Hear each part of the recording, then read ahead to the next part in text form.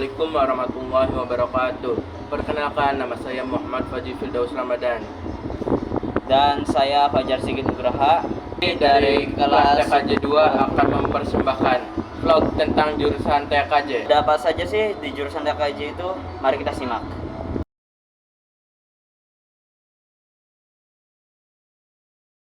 Sebagai kaprodi TKJ sejak tahun Saya menjabat Kapolri TKJ itu dari zaman Covid 2020. Sebelumnya Pak Wasra. Pak Wasra itu lama sih. Ada ya sekitar 7 tahun lah. Pak Niko 2020, sekarang 2025, udah 5 tahun. Ya udah 5 tahun. Bapak jurusan TKJ bekerja sama dengan perusahaan apa saja? Ada Telkom, ada CDN itu Cimanuk Digital Network. Nah itu kan salah satu ICP lokal besar yang ada di Indramayu ya. Nah, semuanya itu ada RST, ada Palindo yang lokal, LJN itu kalian pasti paham kan. Nah kita kerjasama dengan CDN. Satu, kita bisa bekerjasama di anak PKL, kita bisa titipkan di sana. Terus juga kita memakai internetnya, terus juga banyak alumni yang bisa kerja di sana.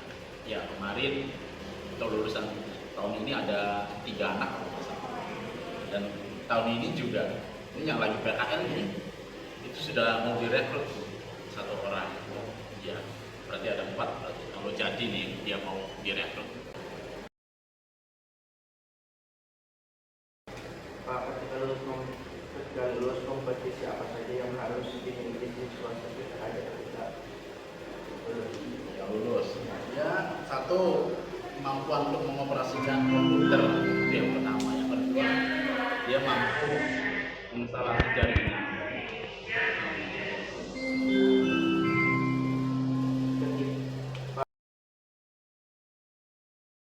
Pak, jika ada anak PKL yang bermasalah, apa yang akan dilakukan Bapak?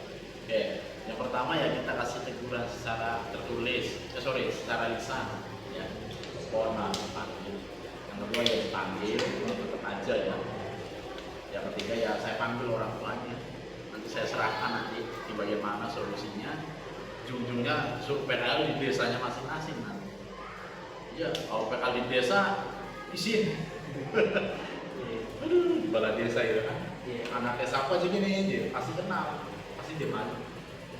Gitu. Tapi kebanyakan ya alhamdulillah sih gak ada ini ya sampai bisa sampai aman lah.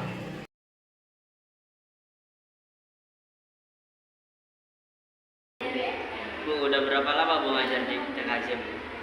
Di TKJ itu di SMK 1 Terisi kurang lebih 7 tahun. Oke. Kita lanjut pertanyaan kedua, ada berapa komputer yang berada di lab Bu? Lab 1 itu ada 34 dengan server. Kalau lab 2-nya ada 4, hanya ada 4 komputer. Dulunya banyak tapi dengan berjalannya waktu kan banyak yang rusak, jadi ya sisa sedikit. Lanjut pertanyaan berikutnya, apa jumlah segitu cukup untuk kebutuhan praktek para siswa-siswi Bu? Oh tidak cukup. Bagaimana cara mengatasinya Bu? Cara mengatasinya jadi bergantian, anak tuh bergantian prakteknya. Satu komputer terdiri, contoh ya misalkan satu komputer terdiri dari 2 siswa. Satu siswa sedang praktek, mungkin siswa yang satunya lagi melihat gitu ya, memperhatikan temennya yang sedang praktek. Nanti kalau temennya udah selesai prakteknya, maka siswa yang satunya itu yang praktek juga gitu. Jadi istilahnya gantian, satu komputer itu paling terdiri dari 2 siswa. Oke, selanjutnya, apa saja pelajaran yang diajarkan di TKJ? Pelajaran yang diajarkan di TKJ ya banyak. Ada PPJ, perencanaan pengelamatan jaringan, kemudian ada TJKM, teknik jaringan kabel dan berkabel, kemudian ada administrasi sistem jaringan, kemudian ada keamanan jaringan. selanjutnya, praktek apa saja yang harus wajib dikuasai siswa-siswi? Praktek yang harus dikuasai dari perangkat keras ya, misalkan dari perangkat keras, karena kita ini jurusan PKJ, maka yang wajib harus dikuasai itu adalah crimping kabel. Nah, crimping kabel itu anak PKJ wajib harus bisa, karena memang anak PKJ itu kan membuat jaringan, sedangkan crimping kabel itu membuat kabel jaringan gitu. Jadi bagaimana caranya supaya kabel jaringan itu bisa dipakai dalam sebuah jaringan, otomatis kan harus di-crimping dulu. Nah, itu wajib harus bisa. Nah, setelah itu untuk yang hardware-nya. Untuk yang software-nya, karena anak PKJ itu membuat jaringan, maka dia juga dituntut harus bisa untuk konfigurasi router, karena router itu adalah alat untuk menghubungkan ke jaringan. Yang lain-lainnya ya sebenarnya salah satunya lah ya itu. Bu, kenapa lebih banyak waktu belajar praktek daripada teori? Iya, karena kita kan SMK kejuruan. Kalau kejuruan itu lebih banyak praktek daripada teori. Kalau teori mungkin lebih ke SMA ya. Kalau SMA itu kan biasanya untuk melanjutkan gitu, jadi lebih banyak teori. Kalau kita kan SMK kan bisa bekerja gitu kan, dimana skill dibutuhkan benar-benar untuk ke dunia industri gitu. Makanya anak SMK itu lebih banyak prakteknya dibandingkan teorinya, karena memang skillnya itu harus benar-benar diasah supaya dia sudah siap untuk nanti ditempatkan di industri.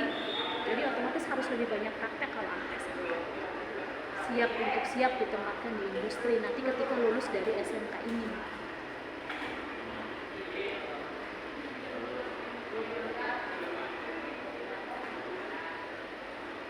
Kenapa Bu harus belajar teori dulu ketimbang langsung diajarkan praktek Oh langsung? iya.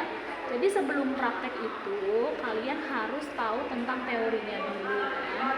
Misalkan kayak routing ya, misalkan materi routing. Routing itu apa? Perbedaannya routing dengan router itu apa? Ada router, ada routing gitu. Terkadang kan anak rada bingung gitu ya. Nah, itu anak harus memahami dulu teorinya. Karena apa? Ketika untuk praktek itu kita itu pasti harus tahu dulu teorinya. Tidak bisa kita langsung praktek. Nah, setelah kita tahu teorinya, menguasai teorinya, baru dari teori itu dipraktekkan, disimulasikan gitu.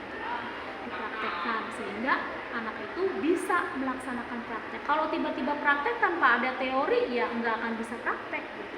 Jadi memang urutannya ya dari teori dulu, paham dulu, setelah paham baru dipraktekkan. Memahami dulu baru mempraktekkan.